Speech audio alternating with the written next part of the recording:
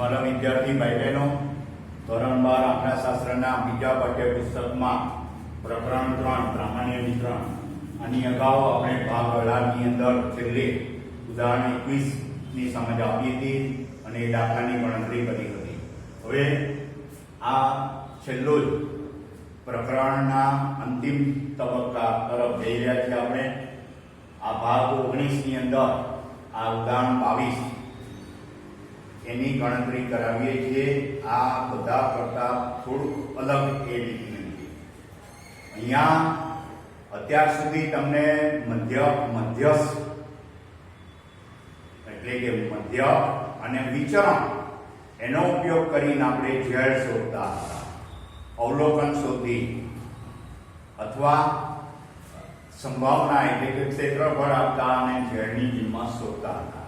હવે અહીંયા આગળ તમને અવલોકને આપી દીધેલા છે અને ઝેડની કિંમત પણ આપી દીધી છે. રકમ આનાથી પણ મુખ્ય મુદ્દા મેં લખ્યા છે. એમાં એની રકમ તમે જોશો આટલી લાંબી છે ઉદાહરણ 22માં, એમાંથી મેં થોડાક મુદ્દા લખ્યા છે. રકમ ફરીથી તમારે ધ્યાન દોરી દઉં. નેશનલ હાઈવેના ટોલ નાકા પર વ્યસ્ત સમય દરમિયાન દર કલાકે આવતા વાહનોની સંખ્યાનું વિતરણ પ્રામાણ્ય છે. એટલે વ્યસ્ત સમય એટલે જે અમુક સમયગાળો એવો હોય દિવસ દરમિયાન કે સમય દરમિયાન ટ્રાફિક વધારે હોય, વ્યસ્ત સમય તરીકે, બરાબર. એટલે સામાન્ય રીતે ઓફિસ અવર્સ જે કહીએ છીએ એ ટાઈમ દરમિયાન એની માહિતી લીધી. અને દર કલાકે આવતા વાહનોની સંખ્યા નું વિતરણ પ્રામાણ્ય છે. એટલે એ વ્યસ્ત સમયમાં જે વાહનો આવે છે એ વાહનો એ દર કલાકે આવતા વાહનોની સંખ્યા નું વિતરણ પ્રામાણ્ય છે. એટલે વાહનોની સંખ્યા એ આપણી પ્રામાણ્ય વિતરણ છે એવું કહ્યું છે. એટલે એનો શું થયો કે વાહનોની સંખ્યા એ આપણો પ્રામાણ્ય ચલ x તરીકે કહેવાશે. હવે અહીંયા આગળ તમે રકમમાં આગળ જો કે વાહનોની સંખ્યા ટોલ નાકા પર આવતા, એટલે એમાં કહ્યું છે આ વિતરણનો મધ્યક મ્યુ અને પ્રમાણિત વિચલન સિગ્મા છે. બે અલગ અલગ વ્યસ્ત સમયગાળા દરમિયાન ટોલ નાકા પર આવતા વાહનોની સંખ્યા 88 અને 64 હોય. એટલે બે અલગ અલગ વ્યસ્ત સમયગાળો એટલે ધારો કે 10 થી 12 અથવા 9:30 થી 11 એક એવો વ્યસ્ત સમયગાળો અને બીજો ધારો કે 5 થી 7 એવો સમયગાળો.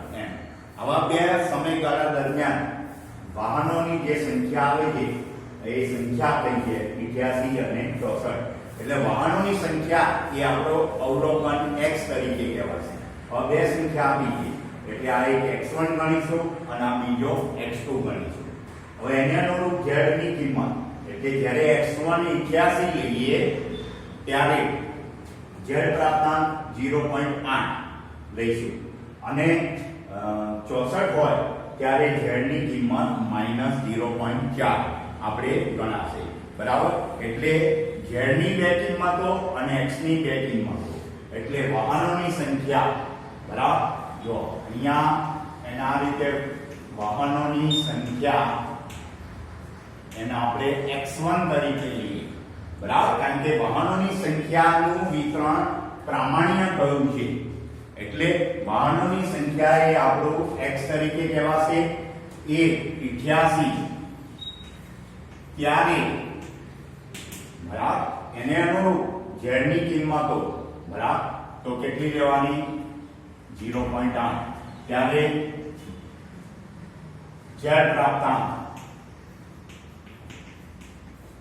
z1, બરાબર, x ની પહેલી કિંમત માટે z પ્રાપ્તાંક 0.8 અને વાહનોની સંખ્યા બીજી સંખ્યા આપી છે 88 અને 64 એટલે એને x2 કહેવાશે. 64 ત્યારે z પ્રાપ્તાંક બીજી કિંમત એને z2 તરીકે કહીએ. z2 -0.4 આ રીતનું આપણને હકીકત આપી. હવે એમાંથી પહેલા આપણે x1 88 અને z1 0.8 લઈ લઈએ. x1 88 ત્યારે z1 0.8. હવે આપણો z પ્રાપ્તાંકનું સૂત્ર z બરાબર x minus mu upon sigma. આ સૂત્ર પ્રમાણે હવે z1 બરાબર z ની પહેલી કિંમત x ની પહેલી કિંમત લઈશું. તો z1 આપણો 0.8 x1 88 ઓછા મ્યુ ખબર નથી અને સિગ્મા પણ ખબર નથી. જો અહીંયા ખાસ ધ્યાન રાખજો, મ્યુ અને સિગ્મા મધ્યક અને પ્રમાણિક વિચલન શોધો.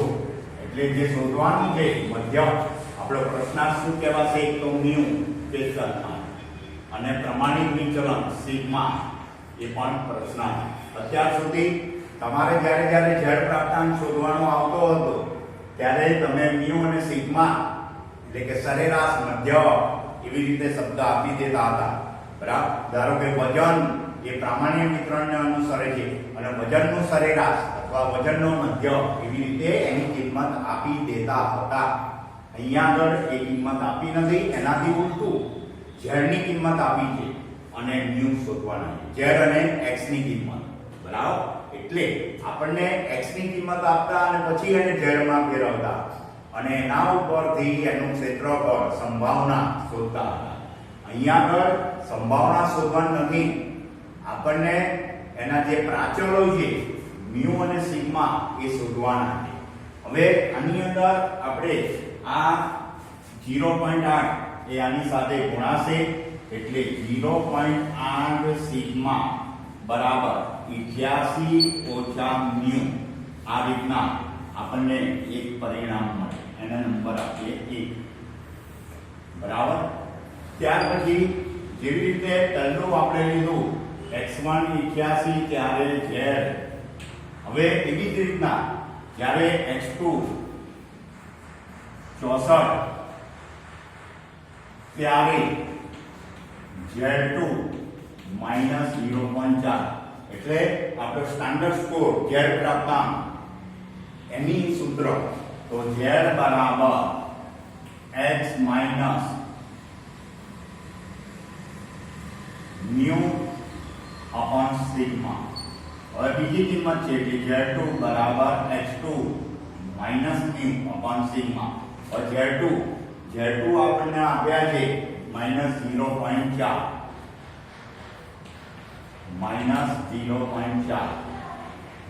બરાબર x2 64 છે, આ બીજી કિંમત. બરાબર?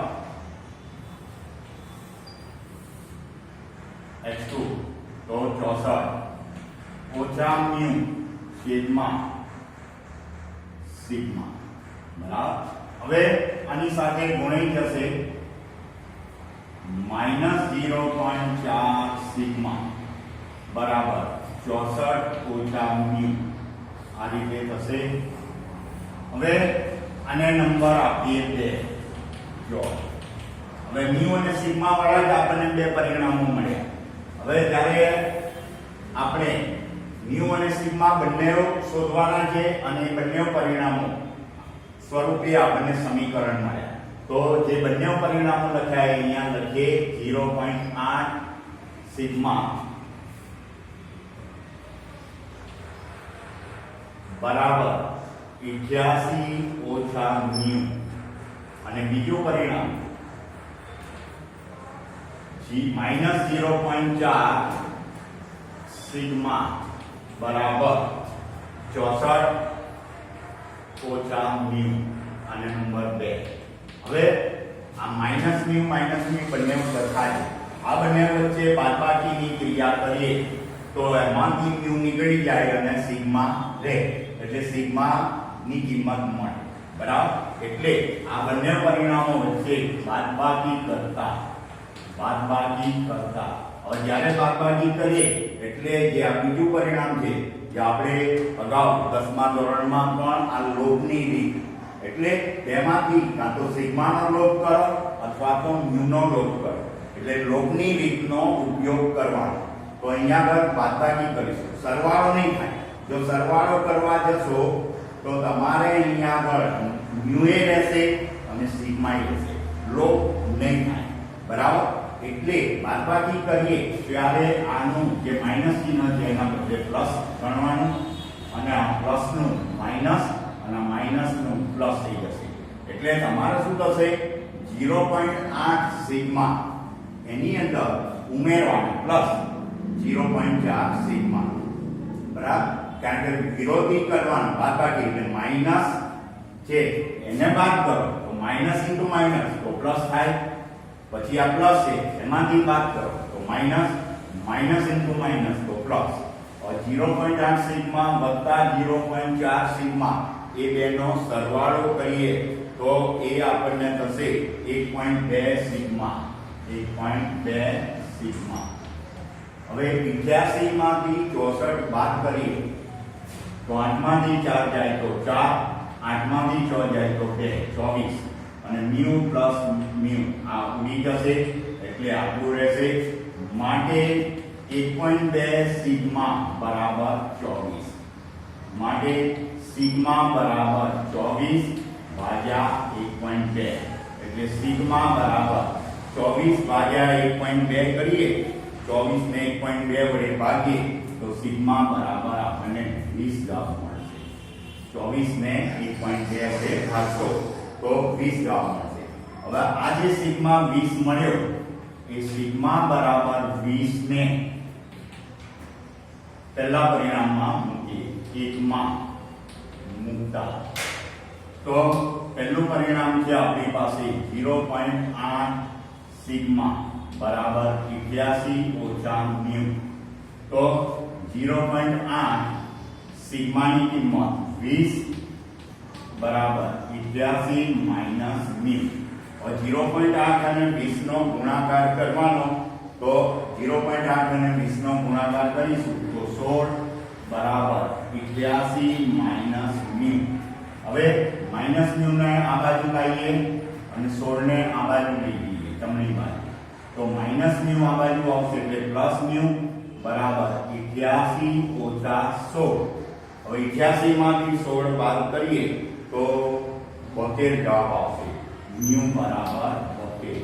એટલે આપણો મધ્યક 72 ગયો અને સિગ્મા 20.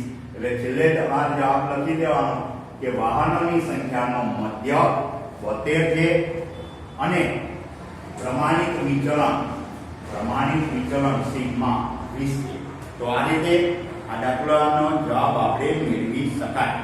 હવે આ જ રીતનો આપણા સ્વાધ્યાય 3 માં વિભાગ બી માં બરાબર દાખલા નંબર 10 છે. એ 10મા દાખલાની અંદર તમને આ રીતે એ હોમવર્કમાં ગણવાનું કહ્યું છે. હવે એના માટે સરેરાશ મ્યુ અને પ્રમાણિત વિચલન સિગ્મા હોય એવો, એટલે હોમવર્કમાં એ હું એક્ઝામ્પલ આપું છું. હોમવર્કમાં બરાબર સ્વાધ્યાય 3 વિભાગ ડી દાખલા નંબર 10 પાઠ્યપુસ્તકમાં 135 નંબરના પેજ ઉપર એ રકમ આપેલી છે. એ આ પ્રમાણે તમે ગણજો. એમાં આ જ રીતે ખાલી માપ જ અલગ અલગ છે, બરાબર. એમાં તમને જો મ્યુ અને સિગ્મા વિતરણના ઉત્પાદનના માપ આપ્યા છે, બરાબર. કારણ કે ઉત્પાદન એ તમે x તરીકે લેજો, કારણ કે ઉત્પાદન એ પ્રામાણ્ય વિતરણને અનુસરે છે એવું કહ્યું છે, બરાબર. ઉત્પાદનને પ્રામાણ્ય વિતરણને અનુસરે છે એટલે ઉત્પાદનના માપ એટલે x ની કિંમત 2400 લેશો એટલે એમાં x1 2400 લેજો, ત્યારે z1 એની કિંમત આપી છે ઉત્પાદન 2400 ત્યારે z પ્રાપ્તાંક 1 લેજો અને x2 બીજું આપ્યું છે એની અંદર 1800 ત્યારે -0.5 1800 ત્યારે z2 -1.5 આ રીતે કરવું છે, બરાબર. અરે 0.5 -0.5 એટલે આ જ રીતના બે પરિણામો તમને મળશે, બરાબર. આ સૂત્ર Z1 નું જે આપણે અહીંયા ગણ્યું Z2 એ પ્રમાણે મૂકી અને રીત આ જે થશે બરાબર. એટલે તમારે પેલા દાખલામાં x1 88 ના બદલે અહીંયા 2400 લેજો. Z1 જે હતો બરાબર, Z1 ની કિંમત જે હતી આપણી પાસે 0.8 એના બદલે 1 મૂકવાના. બીજું x2 પેલામાં 64 હતો એના બદલે 1800 મૂકશો અને x2 1800 મૂકશો અને Z2 પેલામાં -0.4 હતો એના બદલે 0.5 -0.5 એટલે આ જ પ્રમાણે થશે. એટલે આ દાખલો તમે આ રીતના પૂરો કરજો.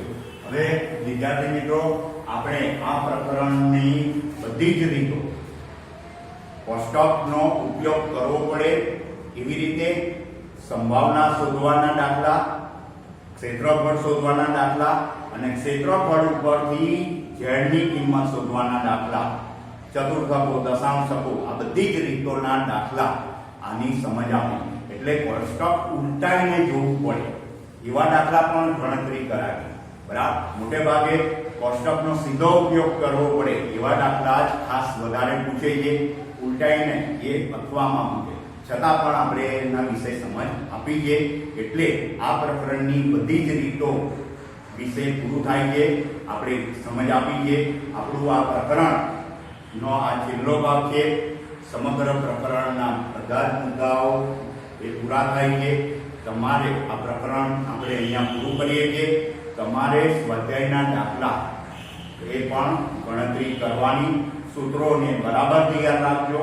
પ્રકરણ તમને થોડુંક નવું એ પણ જો સમજ સૂત્રો અને એ બરાબર સમજ વિડીયો વારે ઘડીએ થોડા જોતા રહેજો તો તમને આમાંથી કોઈ મુશ્કેલી પડશે નહીં. Thank you.